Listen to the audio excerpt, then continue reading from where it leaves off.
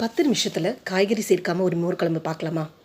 ஒரு மிக்ஸி ஜாரில் ஒரு கைப்பிடியில் தேங்காய் சேர்த்திக்கோங்க, ஒரு துண்டு இஞ்சி, ஒரு 4-5 பச்சை மிளகா சேர்த்திட்டு ஒரு 1/2 டீஸ்பூன் சீரகம் சேர்த்திக்கோங்க, ஒரு 2 ஸ்பூன் பொட்டுக்கடலை சேர்த்திக்கோங்க, கொஞ்சமாக சால்ட் சேர்த்திட்டு தண்ணி விட்டு நம்ம அரைச்சிட்டு வந்துடலாம். இப்போ அரைச்சாச்சு. இப்போ ஒரு கடாயில் எண்ணெய் ஊற்றிட்டு கடுகு, உளுந்து, காஞ்ச மிளகா, கொஞ்சமாக வெங்காயம் சேர்த்திட்டு வதக்கிக்கோங்க.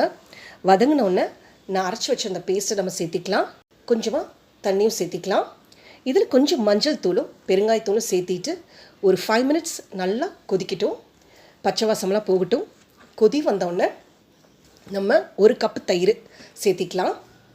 இப்போ எல்லாத்தையும் நல்லா மிக்ஸ் பண்ணிக்கோங்க. கொஞ்சமாக தண்ணி சேர்த்திக்கோங்க. சால்ட் பத்தலைனா சேர்த்திட்டு நல்லா மிக்ஸ் பண்ணிக்கோங்க. இப்போ நல்லா கொதி வரட்டும். மோர் குழம்பு சூப்பராக ரெடி ஆயிடுச்சு. இந்த மாதிரி ஒரு வாட்டி ட்ரை பண்ணி பாருங்கள். இந்த சம்மருக்கு செம சூப்பராக இருக்கும். தேங்க்யூ ஃபார் வாட்சிங்.